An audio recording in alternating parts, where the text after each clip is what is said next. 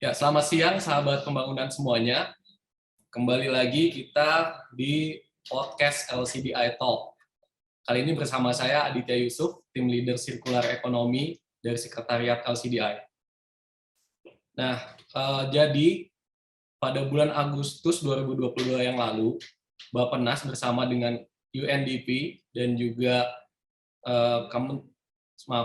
Bappenas didukung oleh UNDP dan juga pemerintah kerajaan Denmark itu sudah meluncurkan satu buku yang namanya The Future is Circular, Langkah Nyata Inisiatif Ekonomi Sirkular di Indonesia. Nah, di dalam buku tersebut itu telah dirangkum 36 inisiatif ekonomi sirkular yang ada di Indonesia. Nah, salah satunya atau salah tiganya itu hadir bersama kita di hari ini. Di buku tersebut juga itu sebenarnya membahas tentang seperti apa sih inisiatif ekonomi sirkular itu sebenarnya di Indonesia. Jadi di situ dibahas tentang praktek-praktek yang sudah dilakukan oleh bisnis, pemerintah, maupun NGO di Indonesia. Kemudian dari situ juga dipetakan ada paling tidak empat model bisnis sirkular ekonomi itu yang terkait dan sudah dijalankan oleh bisnis-bisnis tersebut.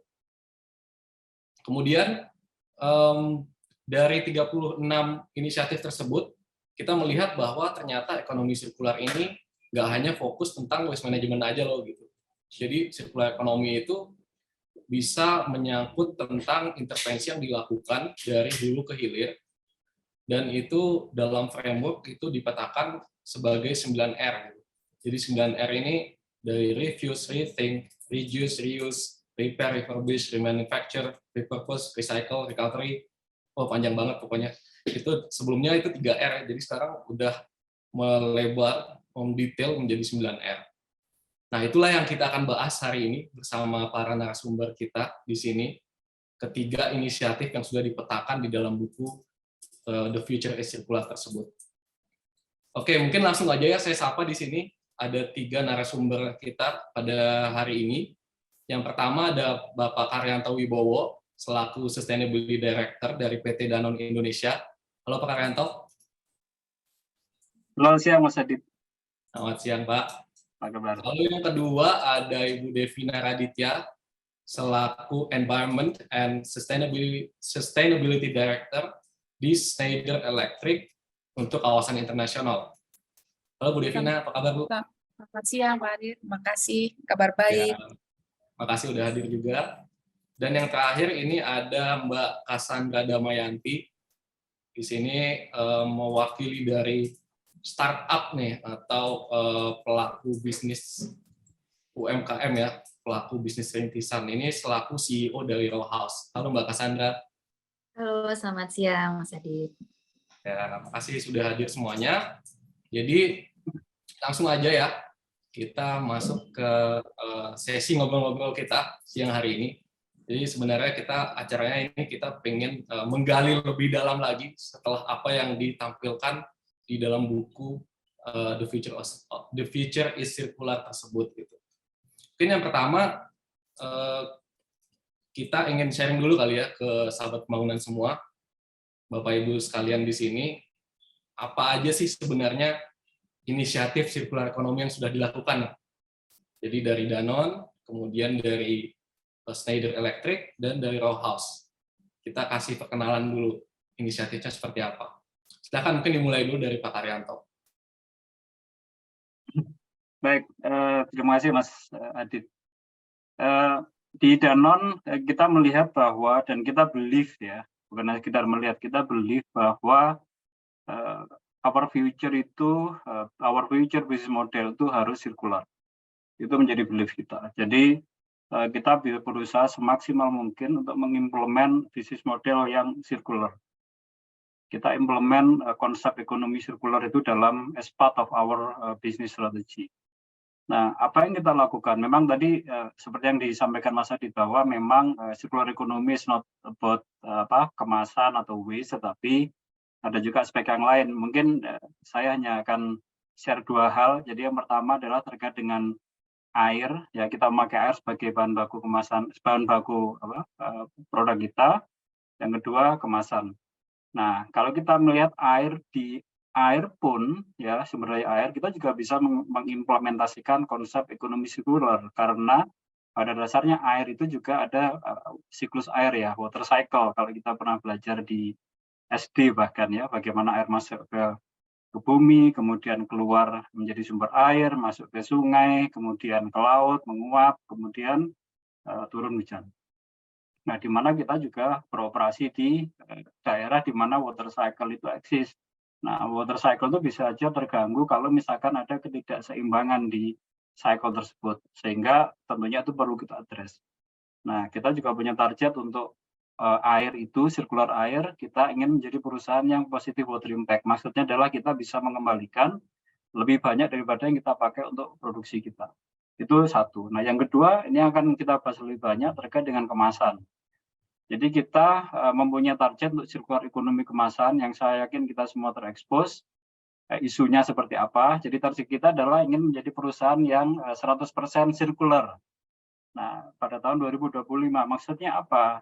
100% sirkular itu kita bisa penuhi dengan bisnis model yang mengedepankan reuse model. Jadi kita bisa reduce significantly pemakaian bahan baku. Kemudian kita memakai bahan baku daur ulang. Kemudian kita juga mengumpulkan atau mengkolek kemasan-kemasan lebih banyak daripada yang kita produksi untuk recovery. Jadi itu adalah opsi yang terakhirnya sebelum kita bisa 100% memakai reuse maupun RPET. Nah, apa yang kita lakukan saat ini? Saat ini sebenarnya model bisnis kita itu 70% itu sebenarnya reusable, yang mungkin tidak banyak diketahui oleh banyak pihak. Jadi bahkan saya berusaha melakukan riset di seluruh dunia ini sepertinya kita yang terbesar lah untuk industri air minum dengan konsep reusable. Meskipun di beberapa negara udah mulai diperkenalkan nih konsep refill, reuse, tetapi tanpa kita sadari kita leading dan menjadi yang terbesar. Kemudian kita memakai juga recycle PET, kita pionir untuk pemakaian recycle PET, hampir 10 tahun yang lalu kita sudah memakai recycle PET. Target kita 50% tahun 2025, saat ini total atau overall itu baru 13%, tetapi insya Allah kita bisa mencapai itu. Kemudian kita kembangkan juga model collection ya, pengumpulan atas PET bekas ya, kemasan-kemasan bekas kita, di mana model yang kita kembangkan itu adalah model inklusif. Jadi melibatkan banyak pihak, terutama vulnerable community, karena kita tahu di Indonesia bagian besar kolektor itu adalah informal sektor. Nah, hal lain yang kita lakukan adalah kita ingin mencoba membuat model pengelolaan sampah yang terintegrasi skala kawasan. Jadi dengan model TPST ya, tempat pengelolaan sampah terpadu, kita mencoba membuat pilot bersama dengan pemerintah daerah dan juga private sector yang lain di Lamongan dan di Jembaran, di mana kita mengelola kurang lebih setiap hari kapasitinya 120 ton per hari ya, jadi cukup besar, yang serve kurang lebih 45.000 kepala keluarga.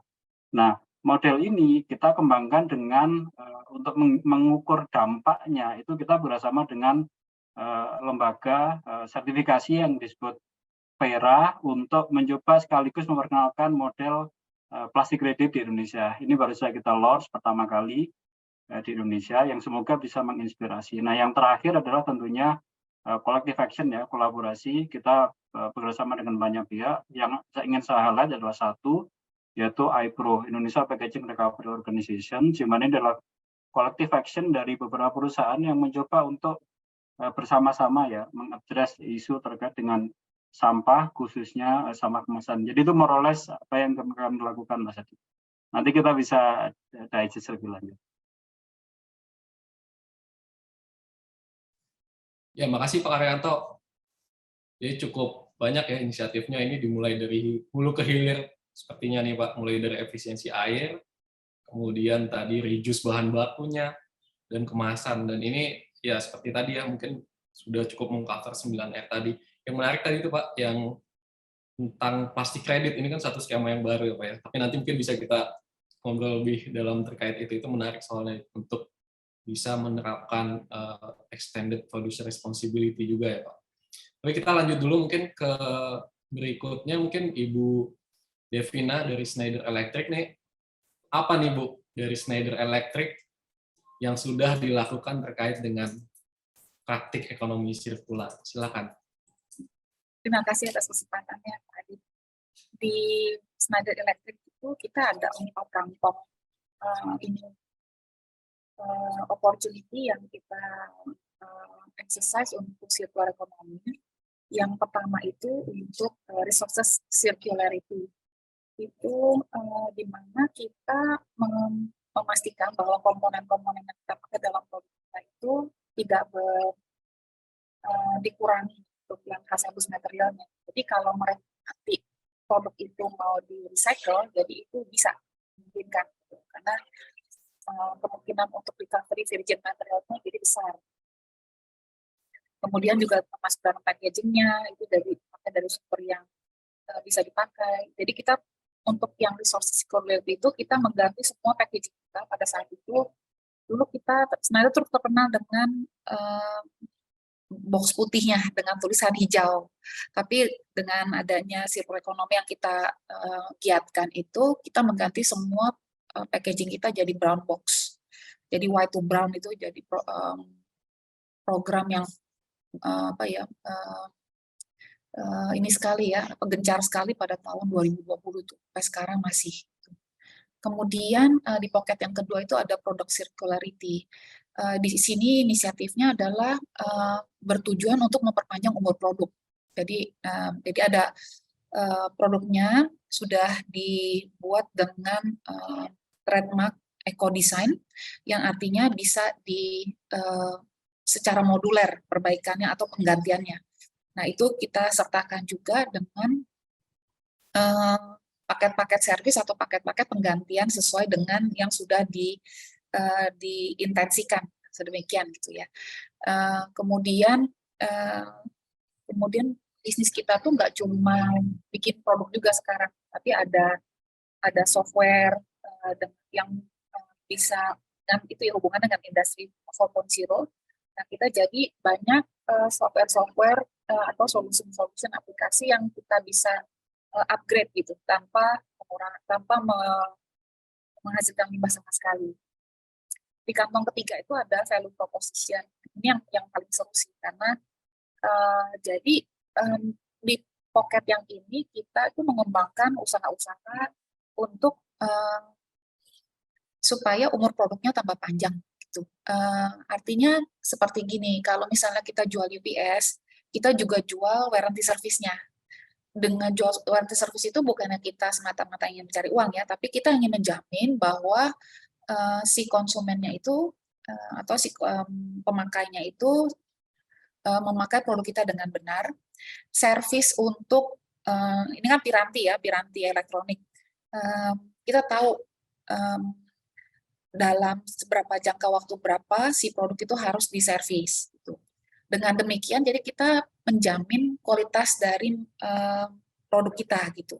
Dan kalau misalnya, karena biasanya kalau piranti elektronik itu kalau diperbaiki oleh orang yang berbeda, itu nanti kemungkinannya bisa ada faulty akhirnya. Nah itu yang kita ingin hindari gitu. Jadi itu ada paket-paket yang bisnis yang sampingan dari yang menyertai dari produk yang kita jual. Kemudian di pocket yang keempat tuh ada end-to-end supply chain circularity. Kebetulan memang saya tuh di bidang role-nya tuh di operasional. Jadi ini banyak sekali yang kita bisa kerjakan dari pada saat pengadaan raw materialnya sampai ke delivery ke customer. Nah, intinya itu adalah supaya produksi dari produknya itu bisa efisien dengan kegiatan penyertanya gitu. Jadi pada saat produksinya itu sampahnya bisa diminimalkan, bisa dikecilkan. Kemudian pada saat barang-barangnya reject itu walaupun defect rate-nya kecil, tapi ada recovery dari raw material yang sebenarnya bisa langsung dipakai. Jadi circularity-nya sangat kecil di loop yang sangat kecil dan ini sangat cost efficient untuk meminimalkan sampah operasional dari kegiatan produksi. Jadi itu aja Mas Adit, ada 4 pocket tadi. Baik, makasih Bu Devina. Jadi dari Schneider sendiri udah mulai juga meluas ya penerapannya ya. Mulai dari kemasan tadi yang memperhatikan seperti apa sih kebutuhan dari daur ulang dari recycling industry berarti Bu ya, makanya harus disesuaikan tadi kemasannya. Kemudian eco design, product life extension juga itu salah satu sebenarnya masuk ke dalam model bisnis circular economy. Itu ada juga di buku itu Bu. Kita masukkan. Jadi poin itu memang penting gitu. Nah, kita tadi udah dengerin bagaimana inisiatif yang dilakukan oleh perusahaan besar lah kita bisa bilang ya. Tadi ada Danone, Aqua, kemudian ada Schneider Electric. Bagaimana dengan perusahaan yang masih baru, bisa dibilang startup nih. Nah, Mbak Cassandra gimana nih Mbak? Inisiatif apa nih yang udah dilakuin? Ya, makasih Mas Adit. Nah, kalau pada dasarnya Ralphos itu memang merupakan perusahaan rintisan yang menyediakan hunian atau bangunan prefabrikasi dengan pendekatannya kan menggunakan pendekatan aspek ekonomi sirkular. Nah, jadi kan yang menjadi isu dari prinsip ekonomi sirkular itu kan mengambil sumber daya maksud saya yang menjadi isu dari prinsip ekonomi linear itu kan mengambil sumber daya alam yang terbatas, membuat suatu produk dari sumber daya tersebut dan ujungnya menjadi sampah gitu. Nah, kami berupaya menerapkan prinsip ekonomi sirkular itu dari sisi industri konstruksinya itu dengan cara mungkin menggunakan inovasi seperti yang pertama menggunakan metode atau metode pembangunan semi prefabrikasi dan modular. Nah, ini harapannya sebenarnya sih kami dapat meminimalisir atau menghindari sampah konstruksi dari sisa material yang digunakan. Terkadang kan dari penggunaan material gitu, kalau misalkan tidak didesain sedemikian rupa gitu ya, jadinya ada sisa-sisaan buangan-buangan material yang ujungnya itu jadi sampah gitu atau jadi masalah dari sistem dari pembangunan. Nah, jadinya dari Rauha sendiri itu bisa dibilang dengan metode prefabrikasi dan juga menggunakan aspek desain modular itu bisa dibilang sangat sedikit waste materialnya. Nah, jadi kita berusaha untuk menghindari hal-hal yang menyebabkan akumulasi sampah. Pertama itu. Lalu mungkin dari segi desainnya gitu, kami juga mencoba menerapkan sistem bangunan yang dapat dibongkar pasang, walaupun sebenarnya ini tetap kuat gitu ya, tetap berfungsi secara maksimal sebagai bangunan, tapi bisa dibongkar pasang. Sebenarnya ini tujuannya itu supaya di akhir masa bangunan atau masa hidup dari bangunan ini, itu tuh misalkan mau direnov atau dibongkar, materialnya itu masih bisa dimanfaatkan kembali gitu, atau dibuat sebagai komponen bangunan yang baru. Jadi kita bisa buat dari material yang sudah komponen bangunan yang sebelumnya, kita bisa balik lagi kita ibaratnya kayak gitu, terus kita buat komponen yang baru sehingga itu tidak menimbulkan sampah konstruksi lagi kan di akhir masa bangunannya, karena kan sesuatu yang dianggap sampah itu jika sudah tidak ada nilainya. Nah, terkadang kita tuh suka nggak sadar nih kalau sebenarnya suatu material itu masih bisa dimanfaatkan kembali gitu, atau bisa dijadikan suatu material lain gitu. Kita mikir ini sebagai barang bekas atau sampah, padahal sebenarnya bisa dimanfaatkan. Nah, jadi yang paling kita mau coba itu ingin mencoba merevitalisasi suatu material yang mungkin dianggap sudah tidak dapat dimanfaatkan, bisa dimanfaatkan kembali gitu. Jadi bisa memperpanjang siklus daur dari suatu material. Nah, selain itu kami juga mencoba menerapkan misalkan penggunaan material-material daur ulang dalam penggunaan atau material bangunannya gitu. Pertama, kami mencoba menerapkan atau menggunakan material yang berbahan dasar dari recycled EPS, itu sejenis looks-nya seperti styrofoam gitu, tapi beda jenis sih sebenarnya sama styrofoam. Ini sebagai pengisi dinding atau insulasi dindingnya. Terus ada juga misalkan menggunakan recycled plastik itu untuk sebagai pengganti tiles atau papan dari unsur dari rumah, dekorasi rumahnya gitu. Terus ada juga dari recycled denim itu sebagai insulasi atap, dan sebenarnya sih materialnya juga udah hasil uji atau riset juga bahwa ini aman digunakan gitu untuk manusia gitu kan, untuk ditempati, dan juga durabilitasnya tinggi. Karena kan semakin bisa panjang usia suatu barang, dari lingkungannya kan sebenarnya semakin rendah ya harapannya seperti itu. Dan yang terakhir bangunannya juga didesain itu kita memberikan opsi supaya satu paket dilengkapi dengan sistem pemanfaatan air hujan atau sistem pengelolaan limbah domestik. Jadi kami berusaha untuk mengaplikasikan sistem ekonomi sirkular itu mulai dari pemilihan material, metode konstruksinya, hingga mendorong atau mengencourage penghuninya itu ketika menggunakan suatu bangunan itu bisa memanfaatkan kembali misalkan seperti air hujan atau dari air sisa yang dihasilkan dari rumah itu sendiri, jadi bisa sirkular gitu dari penggunaan bangunannya juga, kurang lebih seperti itu. Ya, makasih Mbak Cassandra. Jadi untuk Rauhas ini kayaknya proses sirkularitasnya itu nggak cuman di satu titik ya, dari pembangunan atau masalah bahan bangunannya saja, tapi bahkan sampai ke operasional gitu ya, udah dipikirkan. Sehingga efisiensi sumber daya atau bagaimana memanfaatkan material dan sumber-sumber energi dan juga sumber daya kayak air gitu benar-benar bisa dimanfaatkan. Salah satunya tadi dari air itu ya. Ini menarik banget sih, dan apa yang sudah di-share tadi oleh para narsum kita di sini itu keren banget gitu, karena apa yang ditampilkan tadi emang sangat menyeluruh gitu, dari apa yang dikaitkan, kalau kita kaitkan dengan prinsip sirkular ekonomi itu sendiri. Mungkin pertanyaan berikutnya ini kepada Bapak Ibu sekalian adalah, kok bisa gitu? Kok bisa sih bisnis Bapak Ibu sekalian ini menerapkan hal ini gitu? Karena kan ini sebenarnya suatu hal yang not business as usual gitu kan. Ini kan bukan praktek yang biasa dilakukan di dalam bisnis sejenis gitu. Nah, mungkin bisa di-share gitu, kira-kira apa sih sebenarnya faktor yang membuat perusahaan dari Bapak Ibu sekalian ini bisa menerapkan prinsip-prinsip tadi gitu, karena pastinya di situ kan ada cost gitu yang mungkin akan lebih gitu ya, bisa di-share juga. Kemudian mungkin ada teknologi yang harus didatangkan atau seperti apa sih sebenarnya kuncinya gitu sehingga bisa menerapkan ini dan membuat ini jadi visible gitu. Mungkin bisa dimulai dari Bu Devina dulu mungkin. Oke, jadi buat kita itu mengapa committed untuk circular economy itu ada 4 aspek. Yang satu itu udah tadi 4 terus ya. Yang pertama itu dari customer tuh sekarang kan makin sadar akan kinerja perusahaan yang peduli dengan lingkungan. Jadi mereka pun juga minta produk yang memang sudah punya circularity. Jadi ya kalau misalnya dulu beli server gitu, kan tuh kalau misalnya rusak satu tuh harus dibuang semua ya, satu panel besar itu.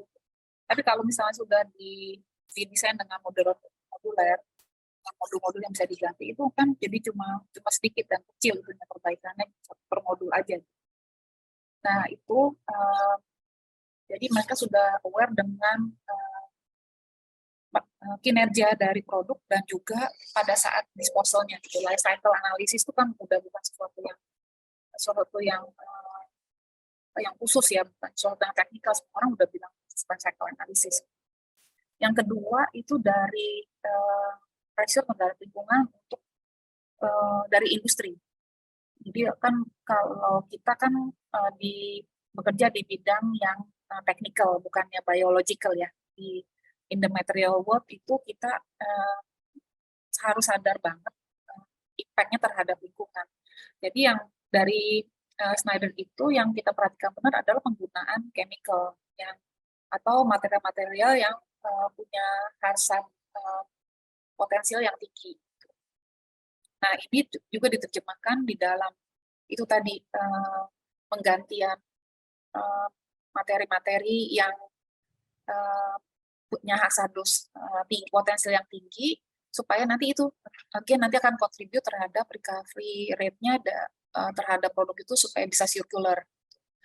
Kemudian aspek yang ketiga itu dari bisnis. Kalau bisnis sih udah jelas sekali ya, itu kita ngomongin cost saving, kita ngomongin opportunity. Kalau cost saving kan berarti kenapa kita circular itu karena kita tujuan akhirnya adalah mengurangi sampah, dan sampah itu diterjemahkan ongkos ya. Kos untuk pengolahan limbahnya, nah itu udah langsung direct ya, straight to the point. Kemudian ini juga kalau tadi saya kaitkan dengan pengembangan warranty product atau warranty service dari si produk yang kita jual, itu jaga hubungan dengan si customer tadi. Jadi jadi secara dari waktu ke waktu kita akan datang ke customer menanyakan bagaimana kabarnya produk kita yang mereka pakai gitu. Jadi ada relationship building ya dari circular economy ini. Kemudian juga banyak pengembangan bisnis baru yang kita sebenarnya kerjakan. Jadi karena sebenarnya customer itu perlu sekali bagaimana caranya mereka bisa mengelola atau bagaimana cara membuang produk ini. Kan kalau misalnya kita ngomong UPS itu kecil ya, kayak desktop aja gitu, kecil, cuma satu komputer. Tapi kalau kita ngomongin soal trafo yang besar itu, atau inilah pembangkit yang besar itu, bagaimana cara membuang sebuah trafo, nggak kepikir kan itu impact-nya tuh sangat besar. Jadi jadi saya ingin cerita sedikit ini. Di sini kita pernah ikut bidding, ada global project. Pada saat itu ada beberapa peserta yang diundang untuk tendernya. Schneider salah satunya diundang juga, dan kenapa kita bisa menang dalam tender itu adalah proposal kita yang benar-benar berbasis circular economy. Jadi pada saat itu mereka punya beberapa perangkat elektronik atau perangkat pembangkit listrik yang sangat besar itu, dan ada sekitar 30-an gitu. Jadi yang kita tawarkan bukan mengganti baru, tapi bagaimana kita bisa mengakses equipment-nya satu persatu, kita pisahkan antara yang masih bisa dipakai dan mana yang mesti diganti, atau ada yang bisa dipanjangkan. Jadi sama kita juga mengajukan proposal yang harus dibuang itu nanti kita akan take care, karena kita tahu bagaimana, kita kan sudah engage dengan our waste scraper ya, bagaimana kita bisa mengolah produk limbahnya kita gitu. Jadi kita bisa dengan mudah menchannelkan itu dengan mereka.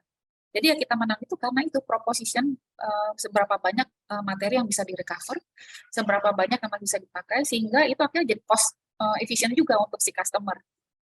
Jadi itu ada banyak sekali dengan mengadop circular economy itu, kita menemukan banyak sekali peluang di mana kita intinya hanya mengurangi sampah aja.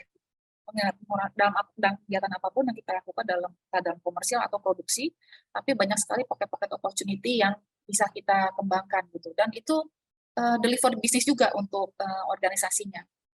Yang pocket yang keempat ya seperti pada layak semua organisasi melakukan circular economy adalah kita semuanya berbagi sense of humanity ya, untuk for common good gitu kan, untuk staffnya, untuk customer. Jadi kalau misalnya kita bisa deliver sesuatu secara bersama-sama atau secara kolektif itu untuk dampak lingkungan yang lebih baik, pasti kita akan kerjakan gitu. Dan buat si karyawan ada sense of pride dari bekerja di perusahaan yang perhatian dengan ini semua gitu, dan mereka jadi merasa the job that they are doing are meaningful. Itu aja sih Mas Adi, terima kasih. Oke, poinnya tadi dimulai mungkin dari customer awareness ya Bu ya, tuntutan dari customer. Lalu setelah dilaksanakan ternyata untungnya nggak cuma dari sisi efisiensi sumber daya, tapi ada efisiensi cost juga di situ. Artinya keuntungan untuk internal ya Bu ya di situ. Iya, mungkin kalau aku tambahin lagi dikit ya. Mungkin kalau penyadarannya dari mana itu, penyadarannya justru dimulai dari pada saat itu kita mengukur sebenarnya sampah kita yang kita hasilkan dari pabrik-pabrik di seluruh dunia itu sebenarnya nilainya tuh sebesar 10% dari raw material yang kita beli. Jadi kalau dilihat langsung ya, kalau udah sama dengan gitu di dalam hitungan bisnis itu langsung hit your highest awareness gitu, bahwa sebenarnya you are buying waste gitu. Ya, ya. Jadi nggak apa ya, impact-nya tuh akan sangat berasa bahwa sampah-sampah yang kita buang itu sebenarnya punya price tag yang sebenarnya kita sudah bayar. Iya, iya. Baik. Saya lanjut ke Pak Karyanto mungkin, Pak. Kalau dari Danone sendiri, apa Pak enabler-nya yang bisa mewujudkan tadi praktek yang sekian banyak dilakukan oleh Danone Aqua tadi, Pak? Oke, berarti kita berbicara tentang enabling condition-nya seperti itu ya, Betul, Pak. atau reason why. Enabling condition-nya mungkin, Pak. Saya kalau ingin dengar dari Danone. Ya, oke. Gini, apa enabling conditions yang membuat kita melakukan inisiatif seperti ini? Tapi mungkin sebelumnya saya sedikit aja ya kasih background reason why-nya lah. Nanti Boleh, saya Pak. akan Ya, masuk ke situ. dilanjut nanti dari Iya, tadi disampaikan oleh Bu Devina apa reason why untuk Schneider. Sebenarnya more or less hampir sama ya. Jadi kalau kita melihatnya itu lebih ke arah ya, eksternal dan internal pressures. Eksternal ya kita tahu isu yang terjadi di luar gitu kan, tantangan challenges yang terjadi di luar seperti apa, isu terkait dengan climate change, resource depletion, kemudian termasuk isu-isu sosial yang mengikutinya. Kemudian tentunya kita melihat bahwa ada isu yang terjadi di luar, itu pasti menjadi threat buat perusahaan kita. Terus apa yang bisa kita lakukan untuk convert atau transform dari challenges into opportunity. Nah, itu akhirnya membuat kita merespon ya sebagai bisnis. Oke, then apa yang kita lakukan di Danone untuk menjawab tantangan yang ada di luar. Nah, itu more or less seperti itu apa yang terjadi di kita. Nah, memang apa namanya yang terjadi berikutnya adalah tentunya kita harus merespon ya, kita harus merespon kondisi-kondisi tersebut. Nah, mungkin saya bisa bercerita sedikit tentang kondisi di Indonesia, apa yang terjadi gitu kan, seperti itu. Jadi yang pertama kalau kita lihat kita bisa sampai dengan saat ini pun itu juga ada beberapa hal yang mendorong. Jadi yang pertama tentunya dorongan dari publik ya. Jadi public pressure lah, termasuk juga awareness terkait dengan topik ini itu terus terang memang semakin meningkat di masyarakat Indonesia pada khususnya. Bagaimana mereka sudah mengetahui tentang isunya, terutama dukungan dari teman-teman media juga ya, bagaimana mereka mengekspos topiknya sehingga masyarakat publik mengetahui ini ada isu dan mereka awareness-nya sudah semakin baik. Sehingga mereka tentunya juga expect perusahaan itu doing something di situ. Kemudian ada hal lain yang menjadi enabling juga adalah adanya kebijakan dari pemerintah. Karena kita tahu isu ini juga pasti menjadi isu atau permasalahan di Indonesia terkait dengan waste, terkait dengan kerusakan lingkungan, climate change dan lain sebagainya. Maka dalam hal ini pemerintah juga membuat undang-undang. Kalau kita ngomong spesifik terkait dengan waste, ada Undang-Undang Nomor 18, ada PP-nya, ada Permennya 75 2019 misalkan. Itu yang menjadi enabling condition. Memang masih menjadi tantangan dan mungkin kita bisa ngomong nanti di belakang terkait dengan tantangan bahwa memang bagaimana kebijakan ini diimplementasikan, ada istilahnya ada law enforcement, kemudian bagaimana kebijakan itu juga create create conducive environment juga untuk praktek circular economy ini bisa berkembang. Karena another enabling condition yang ada di Indonesia yang mungkin tidak kita sadari bahwa negara kita ini kan unik ya. Maksudnya unik itu adalah kita tuh sangat kreatif. Sebenarnya kalau kita ngomong ekonomi sirkular di Indonesia khususnya untuk kemasan itu sudah terbentuk sudah cukup lama. Kenapa sampai pada akhirnya ada pemulung, ada pengepul, ada recycling industri, SMI maupun yang besar itu sudah terbentuk ekosistemnya. Nah itu mendukung juga buat kita untuk bisa bisa mengakses bahan baku misalkan untuk kita pakai sebagai raw material dari kemasan-kemasan kita. Kemudian ada hal lain yang juga menarik kalau kita lihat saat ini juga awareness juga dari private sector sudah semakin tinggi. Teman-teman dari perusahaan lain ya definitely dalam hal ini ada Rauhouse dan juga Schneider. Bagaimana mereka juga melihat ada isu dan bagaimana kita menjadi bagian dari solusi. Jadi willingness, awareness dari perusahaan itu ada dan mereka komit untuk melakukan inisiatif yang mendorong ekonomi sirkular itu terbentuk di Indonesia. Kemudian kalau kita lihat juga ya mungkin startup itu juga tumbuh dan berkembang luar biasa di topik ekonomi sirkular.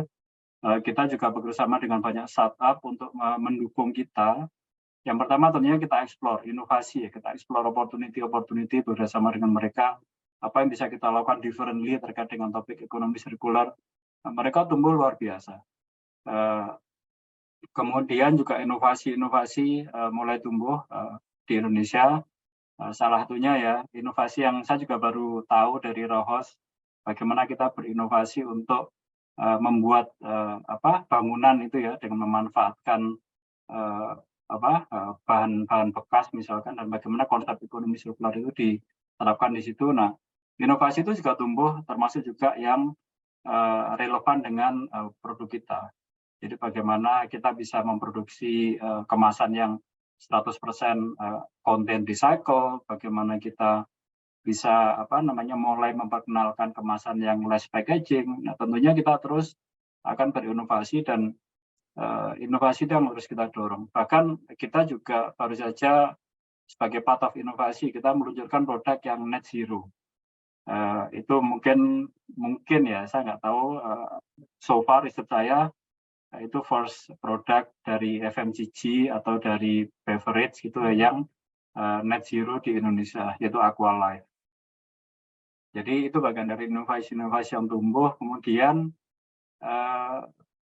ada hal lain yang juga bisa menjadi enabling condition juga adalah bagaimana sebenarnya pembiayaan untuk ekonomi sirkular ini sudah mulai tumbuh dan berkembang sebenarnya ya di Indonesia. Tinggal bagaimana kita memastikan bahwa kita semua ya baik private sector maupun NGO atau teman-teman implementer di lapangan, kita bersama-sama bisa membuat suatu inisiatif yang bisa mendapatkan dukungan pembiayaan dari banyak lembaga. Ini yang tentunya bisa kita dorong, kita kembangkan ke depannya, karena masih dibutuhkan banyak dukungan, terutama untuk bagaimana kita membangun infrastruktur yang relevan sesuai dengan konteks Indonesia. Nah, itu yang perlu kita dorong ke depan.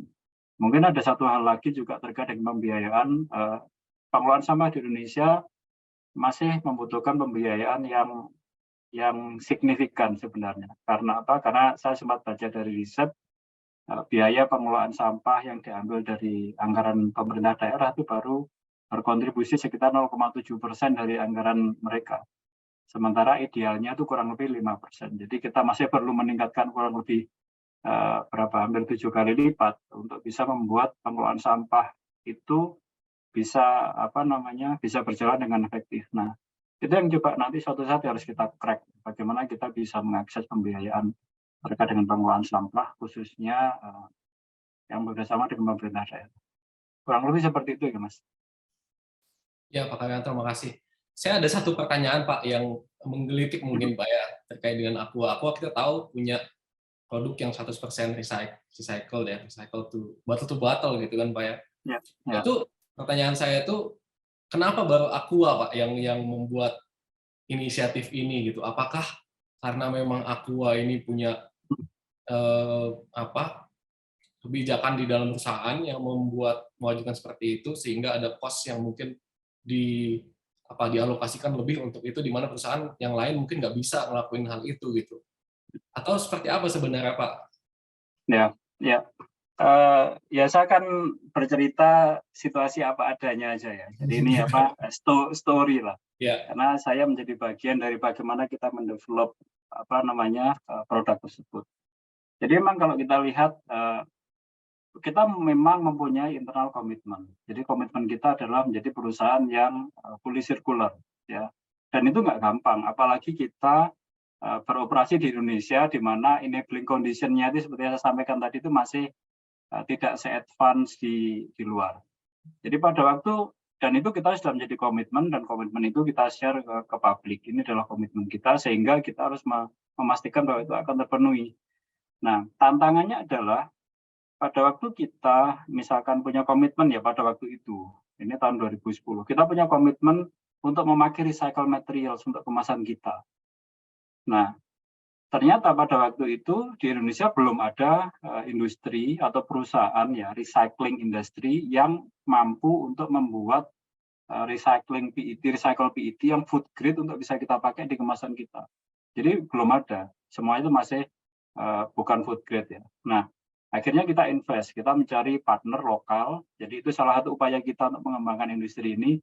Partner lokal, kita membawa teknologi, expertise, kita dalam tanda kutip lah educate mereka ya, bersama-sama tentunya belajar sampai akhirnya kita bisa memakai bahan baku itu untuk kemasan produk kita. Nah, itu yang kami lakukan. Nah, dalam berjalannya waktu kita melihat belum ada industri lain yang tertarik terus terang. Sementara kapasiti dari recycling industri yang kita support itu ya memang tidak solely ke kita, tapi sebagian besar ke kita. Masih belum. Nah, karena komitmen kita tersebut, kita memang punya keinginan ya, bukan keinginan, tapi ini bagian dari roadmap kita untuk meningkatkan pemakaian bahan recycle, sehingga kita invest another factory ya bersama dengan mitra itu dengan Veolia di Pasuruan. Nah, akhirnya kita bisa mendapatkan additional capacity, terus kita kembangkan teknologi untuk pada akhirnya 100% itu bisa diproduksi. Nah, sekarang pertanyaannya kembali ke kenapa kok perusahaan lain masih belum ke situ. Ada beberapa faktor. Yang pertama adalah pertama memang harus kita akui bahwa di Indonesia pemakaian bahan daur ulang itu masih additional cost. Ya, additional cost. Karena apa? Karena kalau kita lihat mata rantai dari industri daur ulang itu sedemikian panjang ya, mulai dari collection sampai akhirnya masuk ke industri daur ulang. Itu panjang sekali, ya, melibatkan banyak pihak, ya informal sektor dan lain sebagainya yang terlibat. Itu cost. Yang kedua adalah teknologinya itu juga relatively high cost karena apa? Karena memang bayangin aja bahan kemasan bekas yang mungkin dipersif itu kotor, kita harus produksi dengan kualitas sama seperti virgin. Itu juga membutuhkan effort. Kemudian masih niche, marketnya masih niche. Sesuatu kalau masih niche, masih kecil, itu pasti high cost. Itu harus kita akui. Kemudian yang berikutnya adalah memang ini adalah voluntary. Jadi so far gitu ya, belum ada kayak semacam insentif atau dukungan apapun ya yang diberikan ke industri yang memakai bahan baku daur ulang ini, dan ujung-ujungnya adalah cost itu harus kita nggak akan bisa pass on itu semua ke konsumen. Nanti nggak akan ada yang beli. At the end kita harus manage ya bagaimana ini masih bisa dipilih konsumen. Mungkin sebagian kita harus absorb untuk mungkin mengurangi profit kita, tapi di saat yang lain kita harus bekerja keras dengan productivity agar produk kita tetap kompetitif. Nah, itu beberapa faktor ya, kenapa yang lain masih belum tertarik. Sama hal yang lain adalah kapasitasnya itu juga terbatas. Jadi sampai dengan saat ini baru 2 plant yang berdiri di Indonesia, tetapi alhamdulillah saat ini dalam tanda kutip lah movement untuk memakai kemasan daur ulang itu sudah mulai tumbuh. Sebentar lagi akan ada new plant itu di Cikarang. Terus setelah itu ada lagi yang di Jawa Timur, terus ada lagi yang di Karawang. Jadi itu akan bergulir, which is great news. Sehingga suatu saat itu juga akan create another challenge ya, to be honest ya, another battle. Battle apa? Battle untuk bisa mendapatkan raw materials, which is dalam tanda kutip sampah kemasan botol bekas, which is bagus, tetapi ya harus diimbangi juga dengan bagaimana kita develop infrastructure sehingga collection effort-nya itu bisa dilakukan dengan sistematis. Jadi nggak sporadik, kita hanya rely on informal sector. Itu ya mungkin kita harus pikirin bersama-sama, tapi kita optimis kita bisa lakukan itu semua. Gitu, Mas. Iya, Pak. Makasih, Pak. Jadi menarik di sini ada investasi lebih yang dilakukan oleh Aqua di sini ya. Cost yang dikeluarkan mungkin lebih dari industri yang lainnya. Tapi di sini juga mengakibatkan Aqua jadi pionir kan, Pak, di sini ya. dan mudah-mudahan bisa menginspirasi yang lain gitu untuk melakukan hal yang sama. Ya, ya. Baik, kita lanjut ke Mbak Cassandra. Nah ini gimana Mbak? Kira-kira mungkin bisa kayak Pak Yanto tadi ya, why-nya, latar belakangnya kenapa ngelakuin ini, terus enabling condition-nya apa nih? Dan kita pengen tahu sebenarnya dengan bisnis model yang dilakukan oleh Raw House ini seperti apa supaya bisa sustain gitu. Karena kan ini beda ya dengan dua bisnis yang lain di sini. Silakan Mbak. Oke, kalau dari why-nya itu sendiri sebenarnya kalau saya lebih ke arah alasan personal awalnya. Jadi memang kan kalau saya dari background-nya di bidang arsitektur dan juga industri konstruksi itu saya aware sih atau peduli gitu atau sadar akan industri konstruksi itu punya dampak yang signifikan nih terhadap kerusakan lingkungan gitu. Sementara dalam kepercayaan saya sendiri gitu tertulis jelas kita dilarang untuk berbuat kerusakan gitu kan. Jadi gimana nih gitu, saya kan tetap mau melakukan kegiatan aktivitas sehari-hari dan juga mendapatkan keuntungan, tapi tetap dalam koridor dan tidak berbuat kerusakan gitu. Karena saya juga percaya apa yang kita lakukan sekarang sebenarnya kan berdampak atau akan dipertanggungjawabkan di masa yang akan datang. Jadi sebetulnya yang kita lakukan sekarang itu manfaatnya nanti akan kita rasakan juga nih di masa yang akan depan. Jadinya mencoba untuk membuat bisnis yang bisa tetap menghasilkan profit tapi lestari juga. Jadi kalau dalam istilah mungkin di buku Future of Circular ini ada cuan lestari juga. Nah itu tuh yang mau diterapkan oleh Raw House. Dan tadi juga udah sempat disebutkan oleh Bu Devina juga Pak Karyanto, pertama dari sisi marketnya atau eksternalnya. Semakin ke sini itu semakin aware gitu customer-nya akan produk-produk yang lebih ramah lingkungan atau opsi yang lebih baik untuk lingkungan. Sementara dari sektor industri konstruksi itu masih sangat sedikit yang memberikan atau alternatif konstruksi atau bangunan yang ramah lingkungan itu sendiri gitu. Jadinya di sini kita mau mencoba untuk masuk memenuhi kebutuhan dari pembangunan yang lebih berkelanjutan. Nah, kalau dari segi aspek circular economy sendiri itu sebenarnya kami percaya sih sebetulnya ini bisa membantu keberlanjutan dari bisnis itu sendiri. Jadi misalkan bisa meningkatkan profit juga. Tadi sempat disebutkan juga oleh Bu Devina dan Pak Karyanto juga, misalkan dengan penerapan ekonomi sirkular itu bisa meminimalisir penggunaan resources gitu kan, atau penggunaan sumber daya, mengurangi sampah yang dihasilkan atau pengurangan energi juga, atau juga dengan pengurangan emisi karbon. Nah, dengan contohnya kayak di Raw House itu kan kita menggunakan material yang modular supaya nggak ada buangan sisa gitu. Yang tadi sempat disebut oleh Bu Devina, ini sebenarnya waste itu adalah beban untuk perusahaan kan, untuk menanggulangi sampah itu sebenarnya beban bagi perusahaan. Nah, jadi dengan menerapkan ekonomi sirkular sebetulnya kita tuh bisa meningkatkan efisiensi produksi dan juga nih artinya kan menghindari adanya loss of economic value. Jadi meningkatkan dari sisi economic value-nya itu sendiri gitu. Jadi lebih ke arah ini saya percaya ini bisa menjadi keberlanjutan untuk bisnis itu sendiri sih gitu. Nah, kalau misalkan dari segi enabler juga gitu kan, sebenarnya kan memang tantangannya kalau yang saya lihat sekarang itu terbesarnya memang di ekosistem bisnisnya ya, bagaimana kita bisa menerapkan supply chain yang lebih sirkular gitu. Sementara kerap kali mungkin kami temui di lapangan gitu, ada beberapa bisnis yang memonetisasi itu masalah sampah untuk meraup keuntungan pribadi gitu. Nah, bukan malah mencari solusinya gitu. Nah,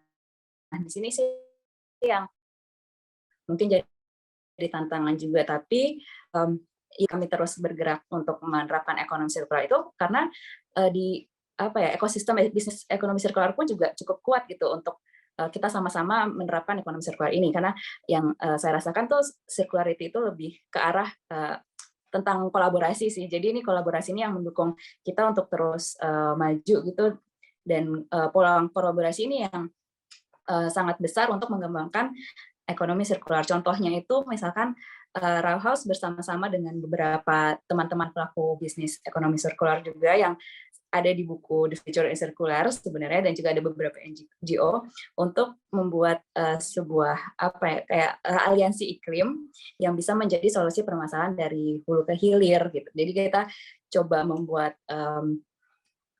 ada program untuk mengkampanyekan pengurangan sampah gitu dengan menyediakan alternatif pengganti plastik misalkan, terus ada edukasinya dan sosialisasi menggunakan pengurangan atau mengurangi pengolahan sampah atau melalui pemilahan sampah gitu, dan pemanfaatan material daur ulang menjadi suatu bangunan gitu yang tadinya dilakukan oleh misalkan dari partner kami namanya Parongpong gitu, mereka melakukan edukasi pengelolaan sampah dan melakukan daur ulang sampah gitu, yang materialnya kemudian digunakan oleh Rahos untuk menjadi suatu bangunan yang ramah lingkungan yang dari menggunakan material daur ulang gitu. Dan seluruh aktivitas tersebut itu tuh kami coba hitung nih emisi karbonnya atau manfaatnya, impact-nya seperti apa, dan kita coba untuk mengganti emisi karbon tersebut dengan melakukan konservasi alam gitu.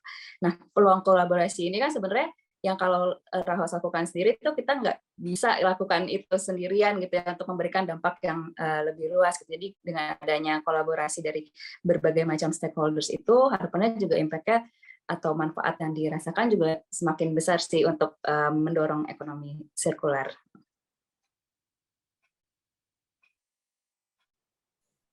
Oke. Satu poinnya artinya kolaborasi ya Mbak, dan itu salah satu yang bisa membuat Row House sustain juga Mbak sampai sekarang. Betul, karena nih mungkin saya sedikit informasi, sampai sekarang Row House itu kita belum ada investasi dari manapun, jadi masih bootstrapping gitu.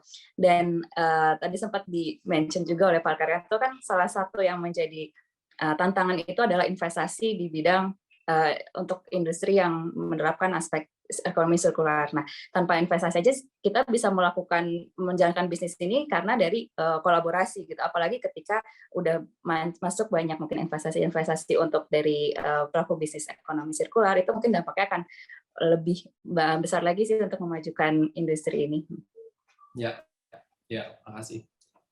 Nah, tadi kan beberapa kali juga disebut ya oleh Narsum tadi terkait dengan bagaimana ekosistemnya dari ekonomi sirkular itu sendiri. Kemudian tadi Pak Arianto juga menyebut ada kebijakan gitu, pemerintah sebenarnya udah punya kebijakan gitu. Nah, bisa di-share nggak ya kira-kira sebenarnya kondisi dari ekosistem ekonomi sirkular yang ada sekarang gitu ya? Itu seperti apa sih gitu yang ada di Indonesia terkait dengan dukungan pemerintah gitu?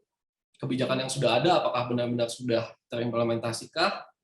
Kemudian dari sisi pelaku yang lain selain pemerintah, mungkin sesama non-state actors, apakah udah ada mungkin kolaborasi yang dilakukan bersama-sama, apakah sudah sampai sejauh itu kah gitu pelaksanaannya? Dan kalau misalnya kurang gitu, kira-kira apa sih yang dibutuhkan gitu dari bisnis Bapak Ibu sekalian yang ada di sini gitu, untuk bisa benar-benar ya fully implemented circular economy di Indonesia gitu, transitionnya bisa lebih mulus mungkin gitu. Mungkin dari Pak Karyanto dulu. Ya, ekosistem atau ekonomi sirkular itu terbentuk di Indonesia dan masih banyak opportunity untuk kita kembangkan.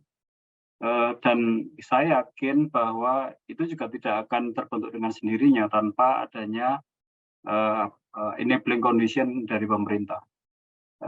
Tetapi memang ada banyak hal yang perlu kita lakukan untuk kita bisa membuat ekosistem ini bisa tumbuh dan berkembang. Nah, saya melihat kalau dari kebijakan pemerintah apa sih yang saat ini bisa mendorong gitu ya, mendorong ekosistem untuk ekonomi sirkular ini tumbuh, dan yang ini berdasarkan pengalaman kami dan yang kami rasakan juga.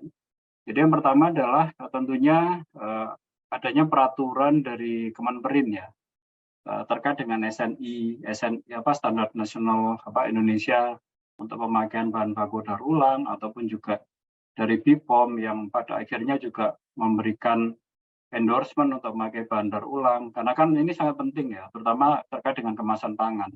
Kalau tidak mendapatkan persetujuan dari lembaga terkait, dari otoritas terkait untuk bisa dipakai, ya itu nggak akan pernah bisa di pasar.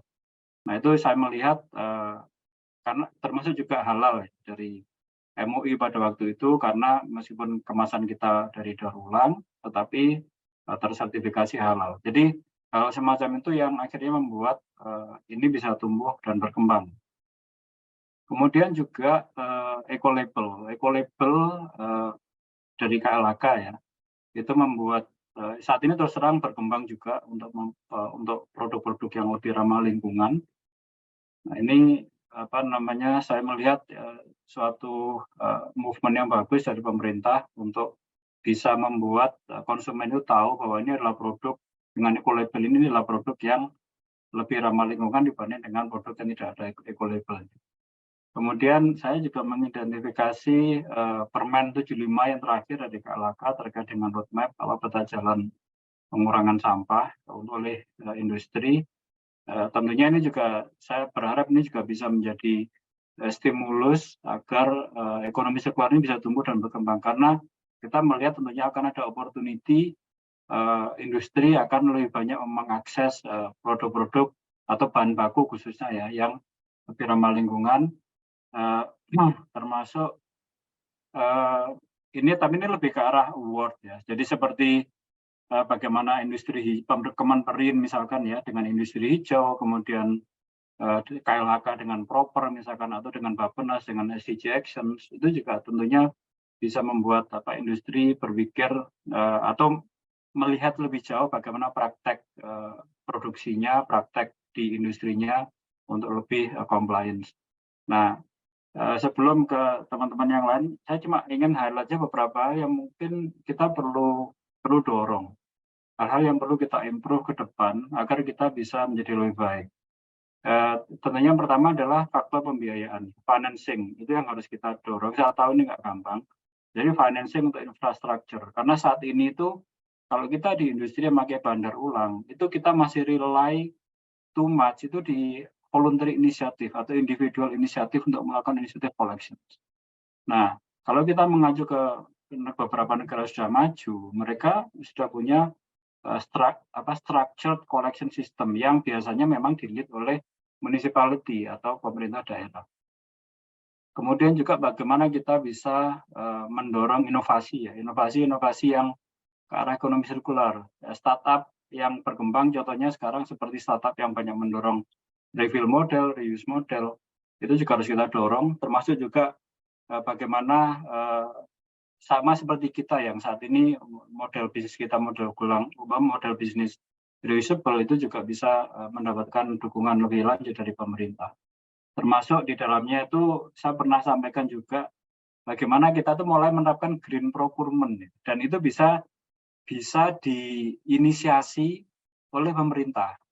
Jadi bagaimana pemerintah itu pada waktu ini mungkin masuk di katalog ya pemerintah itu memprioritaskan produk-produk yang memang mengedepankan ekonomi sirkular. Tadi sempat disampaikan Bu Devina kan, ikut tender, tapi persyaratannya itu adalah persyaratan bagaimana konsep ekonomi sirkular itu diterapkan pada waktu kita membuat suatu produk. Nah, green procurement ini banyak diterapkan di beberapa negara. Saya berharap ini di Indonesia bisa diterapkan. Ya paling enggak produk kami yang mengandung recycle itu bisa masuk. Jadi agak tendensius. Jadi seperti itu, termasuk juga mungkin satu hal lagi adalah insentif ya, skema insentif fiskal gitu, kalau bisa ya, fiskal insentif yang kita harapkan yang fair dan transparan. Kita tidak meminta yang muluk-muluk, tapi paling enggak bagaimana industri yang menerapkan konsep ini itu mendapatkan kemudahan. Kalau bisa fiskal tentunya akan lebih baik, tetapi kemudahan yang lain itu sangat berharga buat kami di private sector. Demikian Mas, terima kasih. Ya lengkap sekali Pak, ini udah untuk masukan yang bisa di-improve-nya ya. Poin-poinnya, financing, inovasi, sampai ke insentif. Gimana dengan Bu Devina? Apakah sependapat atau mungkin ada yang mau ditambahkan?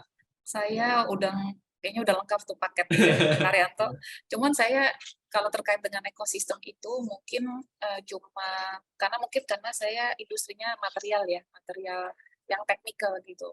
Saya merasa kita tuh perlu juga inovasi karena makin packaging tuh makin jelimet, makin kompleks ya, complicated. Jadi ada bagian-bagian di mana saya nggak bisa walaupun intensinya ada, tapi nggak ada enabler-nya dari market yang bisa mengolah sampah saya.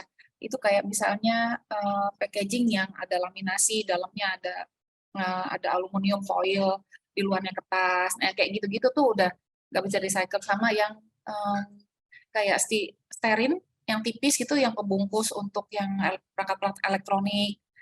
Bahkan kertas label aja tuh kadang-kadang nggak bisa di-recycle, karena itu kan bukan kertas sebenarnya, tapi dia ada lapisan itu. Jadi yang mungkin jadi secara apa ya, ekosistem itu harus ada enabling instrumen yang pencarian untuk merecycle packaging yang kompleks itu ada gitu.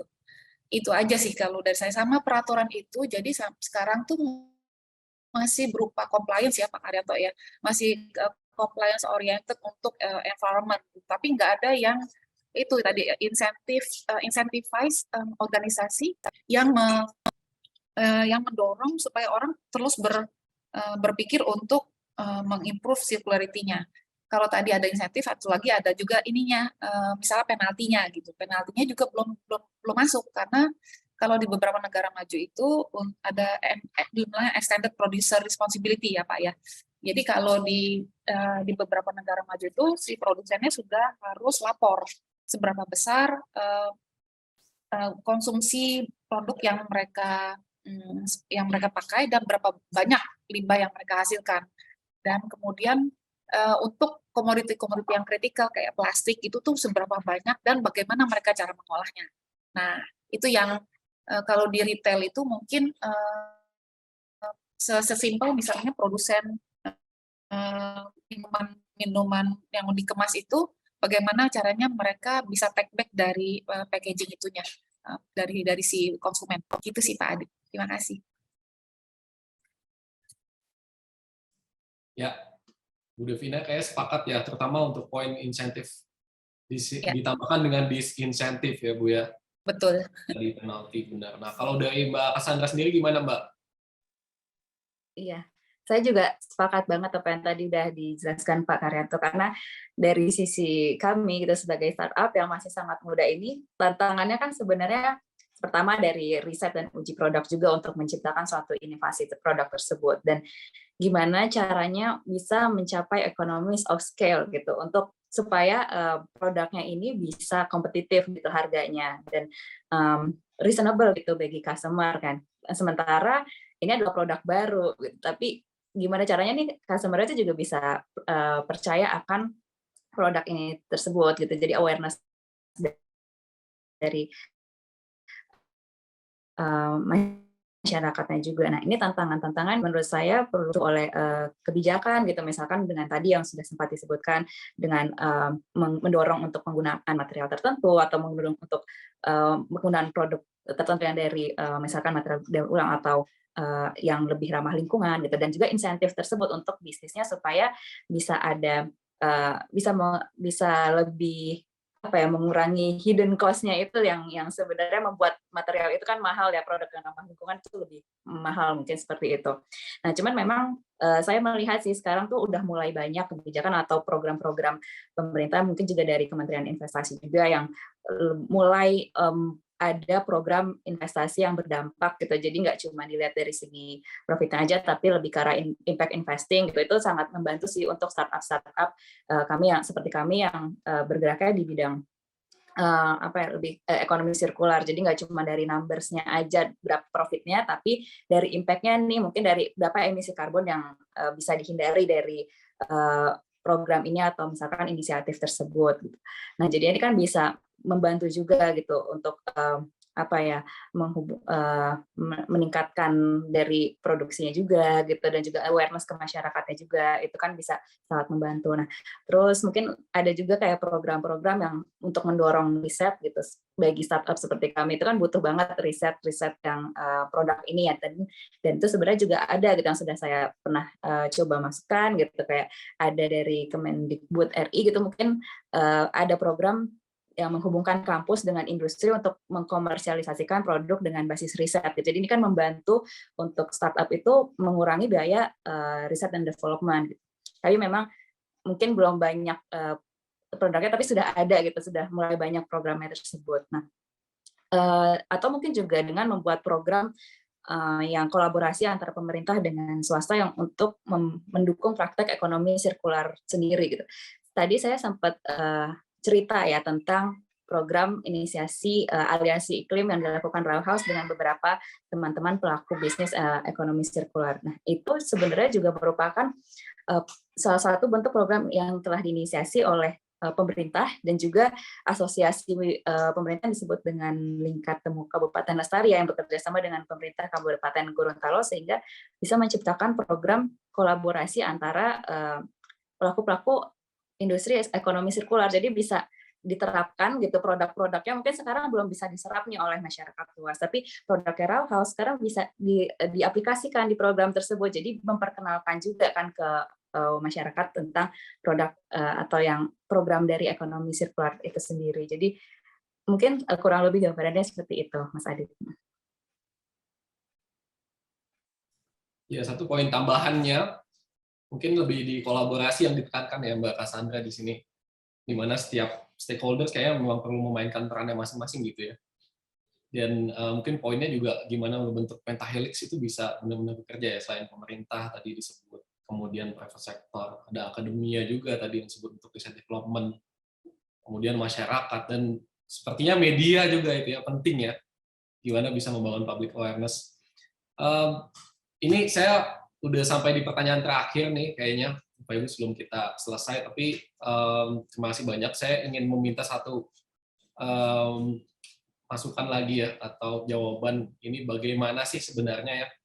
Mungkin ada satu statement gitu yang disampaikan sehingga bisnis lain gitu ya bisa juga menerapkan apa yang sudah diterapkan oleh perusahaan Bapak Ibu sekalian terkait dengan inisiatif ekonomi sirkular ini gitu.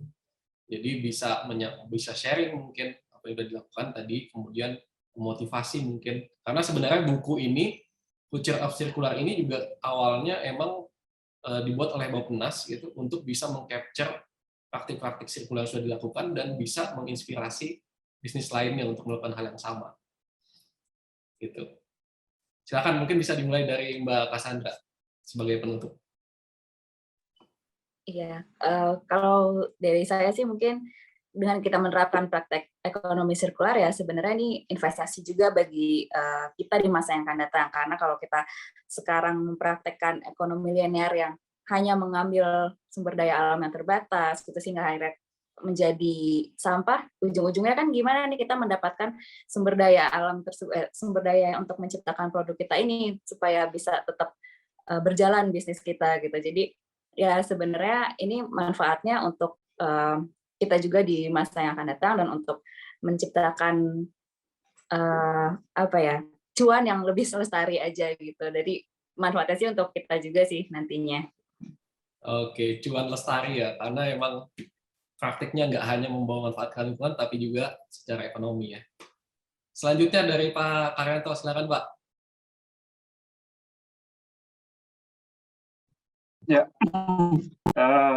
bagaimana kita bisa menginspire teman-teman yang lain ya, terutama dari private sector, untuk bisa mendorong bisnis model yang menganut konsep ekonomi sirkular.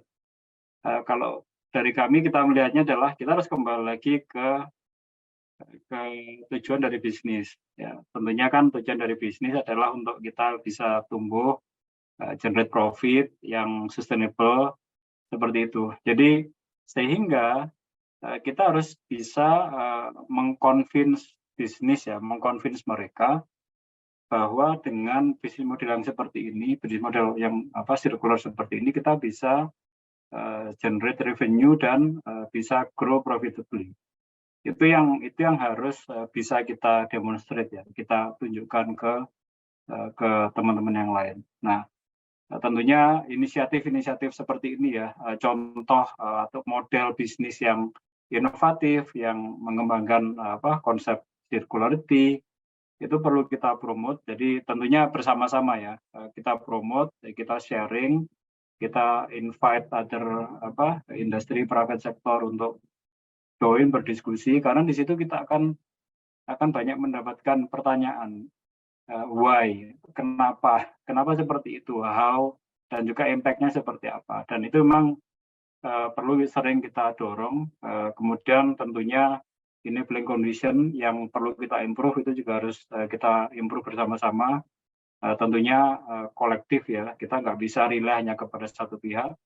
Pemerintah juga perlu dukungan dari banyak pihak dengan konsep pentahelik yang tadi sempat disampaikan Mas Adit ya. Jadi ada 5 pihak yang kalau kita bisa bekerjasama dengan baik di situ, saya yakin Indonesia bisa menjadi leading untuk circular economy. Iya, menuju Indonesia yang lebih sirkular, Pak ya. Iya. Selanjutnya Ibu Devina, silakan Bu. Iya, kalau dari saya, kayaknya cuma merecap aja sih dari apa yang sudah kita ngomongin. Apa yang kita bicarakan tadi, pada dasarnya kita harus balik lagi. Kenapa kita harus menerapkan circular economy itu adalah beranjak dari sesederhana bahwa kita menghindari pembuatan sampah. Jadi dengan demikian itu rasanya untuk semua organisasi besar dan kecil rasanya tidak sulit untuk memulai circular economy. Jadi hanya dengan coba aja lihat di dalam sampahnya yang sehari-hari dibuang atau dalam berapa bulan, itu apa yang bisa di recover, itu aja. Dari situ nanti secara itu tadi kenapanya ya, kalau dilihat dari siapanya, tentu kenapa untuk apa kita berbuat ini, itu nanti multifold, jadi berbagai pihak yang akan mendapat keuntungan. Yang pertama adalah bisnisnya sendiri, tadi langsung recovery cost saving gitu kan, atau monetize. Tapi tadi yang Mbak Cassandra bilang, banyak untuk lingkungan, untuk masyarakat, untuk pemerintah, untuk Indonesia, banyak sekali ya itunya. Tapi rasanya kalau tidak ada pihak yang dirugikan, mengapa tidak kita berbuat circular economy gitu kan? Jadi kalau tidak ada alasan mengapa kita tidak berbuat, kalau kita tidak berbuat, kita cuma malas aja gitu ya. Saya agak kasar di sini ngomongnya, tapi cuma maksudnya karena Schneider itu juga berangkatnya cuma dari KPI bisa mengirimkan sampah cuma 3% dari yang dihasilkan di pabrik gitu. Dari situ aja, tapi kita terus-menerus kita lakukan ya, tidak berhenti gitu. Jadi kalau langkah kecil yang kita lakukan dalam jangka waktu panjang dan secara konsisten itu pasti dampaknya akan berlipat-lipat sampai akhirnya bisa mengembangkan bisnis sendiri. Dan saya pengen cerita juga, jadi di Schneider itu banyak sekali bisnis yang kita kembangkan, bahkan kita sudah punya bisnis unit sendiri yang untuk circular economy, yang sifatnya untuk consulting. Jadi sudah bukan cuma pabrik switches atau transformator atau gitu-gitu ya, tapi yang berupa diversifikasi bisnis yang besar gitu. Dan juga gini ukurannya itu, jadi nggak selalu harus ekonomi, walaupun inisiatifnya ekonomi, tapi yang intangible juga harus bisa diukur supaya itu dorongan bensin supaya si circular ekonominya, roda ekonominya itu bisa terus bergular, bisa terus circular gitu. Jadi yang tangible dan intangible-nya juga harus diukur. Itu aja sih Mas Adit. Terima kasih. Baik ya, mulai dari identifikasi bisnis masing-masing, mulai deh identifikasi, lihat di situ sampahnya bisa dimanfaatin enggak gitu kan. Iya. Dan ya. Sampah itu ada price tag-nya dalam sampah itu. Benar. Ya sebenarnya ya. Betul, itu dia. Itu yang harus dilihat mungkin sekarang dari teman-teman semuanya. Ya. Baik, mungkin demikian. Jadi sahabat pembangunan, sekian diskusi kita hari ini. Banyak sekali insight-insight yang sudah kita dapat dari narasumber-narasumber kita di sini. Beberapa poin yang bisa saya simpulkan di sini adalah bahwa ketika kita ingin melakukan praktik sirkular ini, mulailah dengan identifikasi dulu apa yang ada di dalam proses bisnis kita di sini. Kemudian dari situ mulailah